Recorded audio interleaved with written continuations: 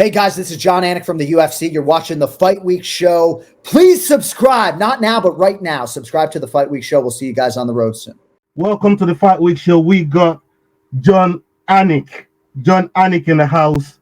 Thank you very much for gracing us with your presence, John. This is a big moment for us, and so excited to have you on the channel. How's your day been, and how's the family? Oh yeah, I wanted to wish you happy Father's Day as well. Happy Father's Day, because Father's Day is just gone. Thank you, my man. It's great to be with you, and give me all of that Ola energy, man. I like your vibe. It's good to be with you. Family's good. We got a little respite at home before UFC 276, and we got a huge July, obviously, for the UFC. I got, I think, 3 of the live events. I'm doing 5 total, so just hunkering down for a busy month coming up, my man. Yeah, I mean, the card that just gone last week, incredible card. Well, we're gonna get around to that, because there's 1 or 2 things that I wanted to speak to you on that card about.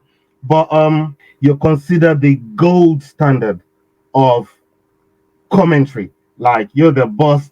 For me, when it comes to mixed martial arts, when it comes to commentary, full stop, you're the one that we look to. You're the one that everyone looks to. Even your colleagues, they all look to you with the vocab, the way you present it, and all of that.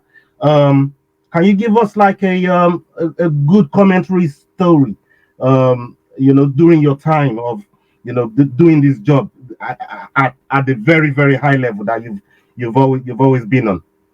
Well, I appreciate you saying that, man. It means a lot, because I know you know your stuff, and that really is the ultimate compliment, because I think for a lot of broadcasters, man, like, especially because our show is 8 hours, we are trying to be as listenable as humanly possible for a long amount of time. And certainly we're trying to enhance the experience and add to it. We're not trying to take away from it. We're trying to enhance the athletes. We're not trying to take away from their moment.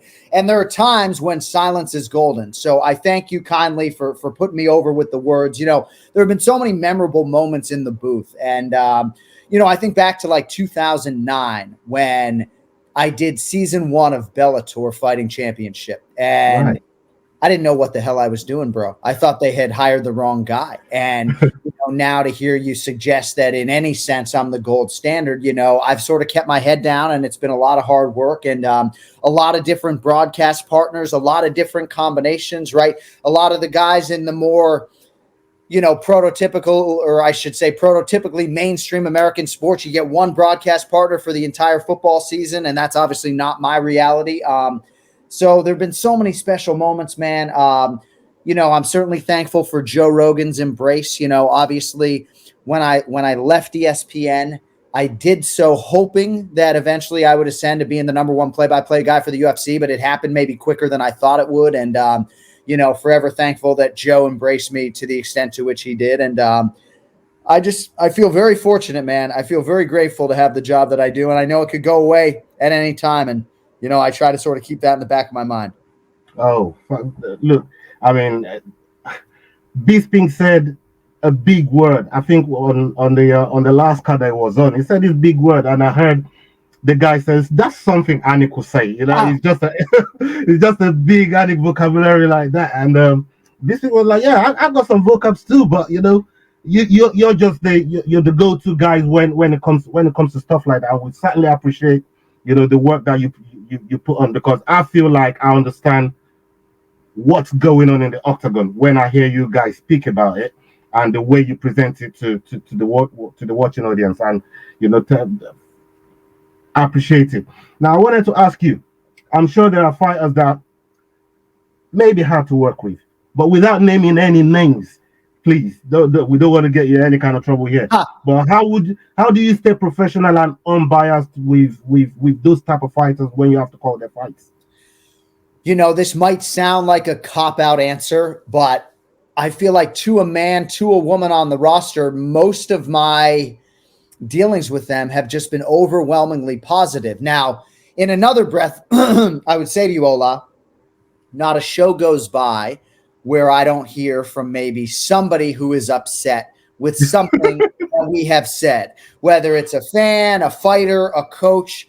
Nobody's happy all the time. And certainly my broadcast partners, Daniel Cormier and others, can attest. I mean, there's there is a lot of negativity out there, and there's a lot of critical things that we have to monitor to try to maybe get to the constructive criticism. But for the most part, the athletes have been great. I mean, there have been times where, I've been approached by a coach at the host hotel after a fight, and he'll say, "Hey, Wow. man, sorry your guy didn't win." And I'm thinking, sorry, my guy didn't win. I don't even know what you're talking about. So there have been times where I've had to deal with, confrontation and things like that, but it comes with the territory. And certainly you can be sure that in my 11 years with the UFC, my skin has gotten progressively thicker, and I'm not afraid to own my mistakes. If I've done something that warrants an apology, I'm first in line to apologize. Like I always tell people, like, I certainly apologize a lot more than my wife does, with all due respect. Like when I do something wrong, I'm okay saying sorry. But it kind of is what it is. We're under a microscope. We're on a headset, as I mentioned, for 8 hours, and we're judged by every utterance. So that's why they say less is more. The more you say, the more trouble you get into, right? That's true. That's true. I mean, we saw it with DC and Phil Horst the other day, just the other day, and both well, he immediately apologized. I think the adrenaline probably got to him a little bit, and he realized that immediately apologized, because we love DC around here as part of like 1/3 of that amazing trio with you and Joe, and fantastic, fantastic partnership that you guys have put together. From working over the years. What is the UFC broadcast that you missed, but you wish you could have been there? Which one do you think, I wish I was there, but I can't make it's a great question. It's a great question, Ola, and one that I don't often get. I was in the building at UFC 100, but I was there for ESPN, so I was up on the desk. I wasn't calling the fights. I would probably say Ronda Rousey against Holly Holm is the first fight that comes to mind. Just trying to think about how I might cap that moment. Because for me, a lot of times it's about moments. I feel like some of the calls that I'm the most proud of maybe were from smaller shows that weren't even ingested by a lot of people. I feel like the first title fight that I called was probably Eddie Alvarez against Rafael dos Anjos. And if memory serves, it was on a Thursday or a Friday night, an Ultimate Fighter finale, and maybe not widely viewed, So just having the chance to cap championship moments, like Rose Namajunas against Joanna Jędrzejczyk, very thankful to have been there. But, I try not to think, I guess, too much about when I haven't been there, and I guess in this day and age, I'm always hoping that they call my number, but certainly a lot of the big international shows in Europe, they don't call my number for. I would love to go do a show in London or Paris, but I don't get afforded those opportunities. So, I want to say it's been 6-7 years since I've been to the UK. So call my number after they watch this interview, my man. Fantastic. Thank you very much for that. I wanted to ask you. We've heard something about you doing, like, having an amateur fight before. Yeah. Was you serious about that? Is this something that you're really looking to take on or have taken on? Probably not. I mean, largely it was said tongue in cheek. I mean, I do work with a strength and conditioning coach down here. I have trained in various disciplines, even though I am by no means a lifelong martial artist. But, I guess the physical challenge appeals to me, but I've had a lot of concussions in my life. So I guess it would probably have to be like a grappling situation. And Chael Sonnen does have my grappling rights. So maybe there would be something there, but, I don't know. It's tough, right? I mean, I've certainly talked to Fortis MMA's head coach, the General Saif Saud, who would be my chief corner. And, he would want me to get down to 125 pounds, which is interesting to think about fighting at flyweight. But no, I guess I wish I had sort of scratched that itch earlier, because I think at this point in time, it's hard to envision, taking a shot to the head. But I want to get hit. I want to get bloody. I want to experience all of it. But I just think my brain, I've been hospitalized with 3 concussions, so I think I would need a special rule set and a special opponent, Yeah, I mean, getting bloodied, I think you guys get that a lot, even from the commentary table where you guys are. Yeah. A lot of the times when, blood is flying and sweat is flying, and I've seen instances where on telly where you guys are covered in the Yeah. fighter's blood just Oh yeah. from strike. So it's something that you guys deal with on a regular basis.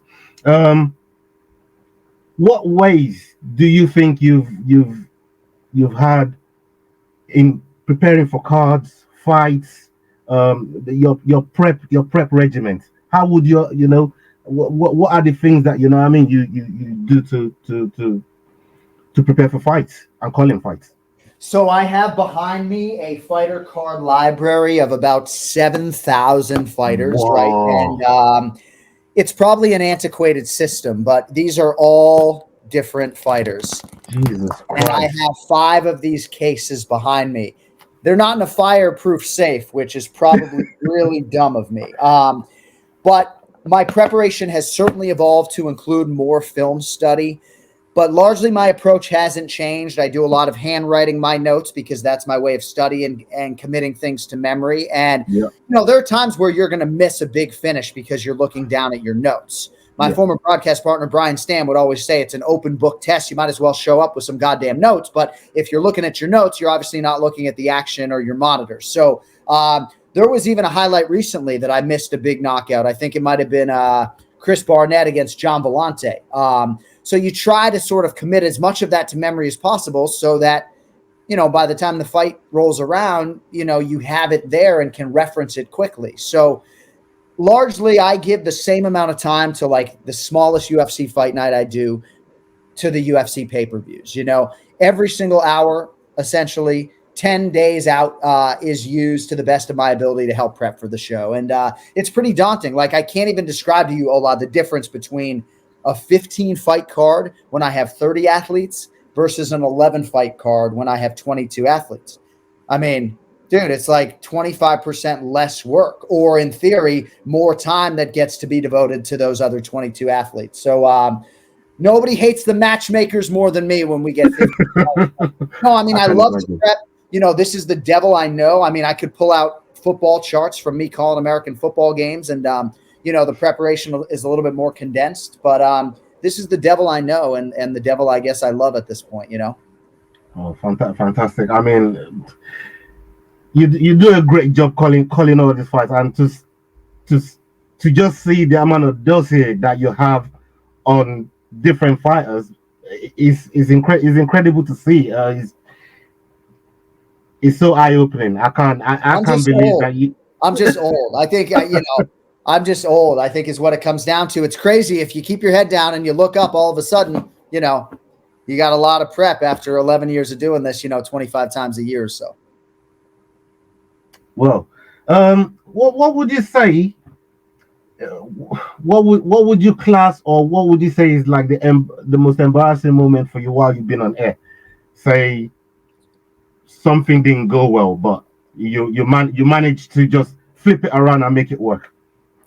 God, that's a great question in terms of embarrassing moments on the air. I would have to say it was at a UFC Hall of Fame induction ceremony. And I had Right. drank like a lot of cold water backstage. So when I took a deep breath and said, ladies and gentlemen, and I was about to welcome Dan Henderson out, my throat like froze up. And thankfully, this was an awards show, right? So you had like the Oscar music backdrop, and the producers saved my ass. They potted up the music, and they really saved me. As far as on the air, there was a time where I referred to a soccer player, and I was given a name quickly, and I don't necessarily follow soccer, so I butchered his first name and his last name. And then there have been other situations where, maybe I'm trying to talk about a fighter's personal life, and I don't have enough real estate to get the entire story out there. And so maybe that can fall on deaf ears. So that's something that I'm constantly mindful of. But I got to bury it pretty quickly, man, and move on to the next. Thankfully, as I sit here talking to you, there haven't been any major tsunamis nor disasters, but, we've never had a perfect show. So I'm not sure that we'll ever have a perfect show. And I'll probably say something really stupid in the next 12 months, but hopefully not. Fantastic. I was I was at UFC London that happened in March. I was there with my wife, and fantastic event. You guys made it brilliant. The fighters made it brilliant. It was a brilliant atmosphere. How do you cope with the whole traveling around the world for as long as you've been doing this? You've been doing this a long time, and arriving at new destinations with different time zones and having to get up and just nail down everything as perfectly as you do it. How do you deal with all of those? Well, there was a time in my life that I did manual labor, and certainly anybody who is listening to this or watching this who does manual labor is probably not going to want to hear about, my trials and tribulations traveling the world on the UFC's dime. But I have to be on most of my life, right? Even as I sit here talking to you, I can't be dicking around off camera looking at my phone.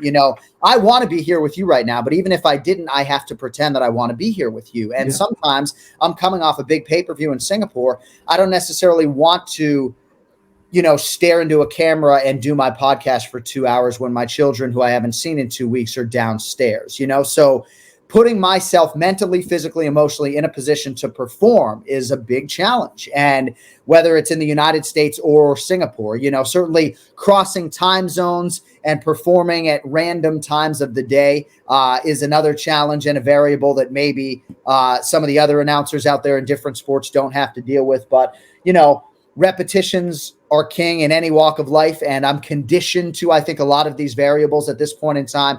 Like in Singapore, you may have seen me and Michael Bisping. We're running the streets of Singapore at 2:30 a.m. because our call time is 5 a.m. on show day. And that's sort of about us putting ourselves mentally and physically in a position to perform on a headset over 8 hours. So, we don't just show up and talk. There's a lot that goes into it. And, I appreciate you acknowledging that, but certainly this is the job that I want. And, my anxiety is in like fight week and the preparation. And once I get to the arena, I can actually exhale. You'd think, well, I would get all tight and nervous when I get to the arena. It's like, fuck, the work's done, man. Now I can just have fun and perform and let it rip. But, the day before a pay-per-view, those 12 Fridays before pay-per-views are like the 12 hardest days of my year by far.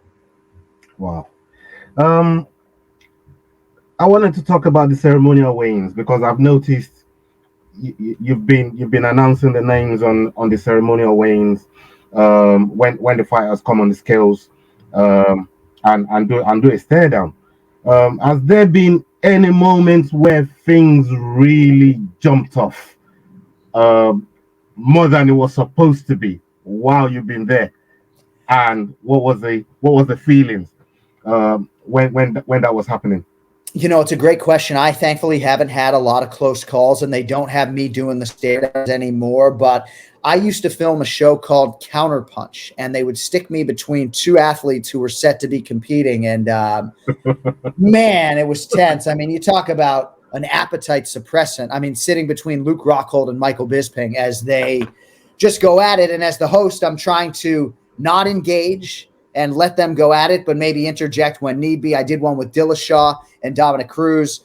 I hosted a press conference for UFC 145 with Rashad Evans and John Jones that was just 45 minutes of tension that I never want to experience again. You can see that on the internet. But thankfully, nothing too crazy in terms of the stare downs for me. But I'm always excited when there's a little heat on a fight, as I'm sure you know. There's a lot of respect rooted in the martial arts, and we love that. But when there's a little heat on a matchup, you won't hear me complaining. Yeah, I mean, it's well, as viewers, that's what we want. We want all the craziness, all the heat, all the drama. Right. As consumers of the fight game, it's what we want to see. But you guys are there in the eye of the tiger, and I don't know how you guys do it, but salute to you guys for the way you handle those situations. As we start to wind down on the time, because I know you're very, very busy, and I want to stick to the timeline that you're giving us. I know you're very, very good friends with Francis Ngannou. As you can see, I'm here with his shirt for for you. The way he defended his title against Gunn, it's almost like in the build up to the fight, nobody really gave him a chance. And coming into that fight, with a bad knee. Obviously, nobody knew which knee it was at the time. How do you think, or what's your opinion on the way the public opinion regarding the whole interim belt situation and Gan going to try and unify it? Because I got the impression, and I wasn't happy with it. I got the impression that Francis wasn't happy with the interim belt being put up as well and having to fight Gan.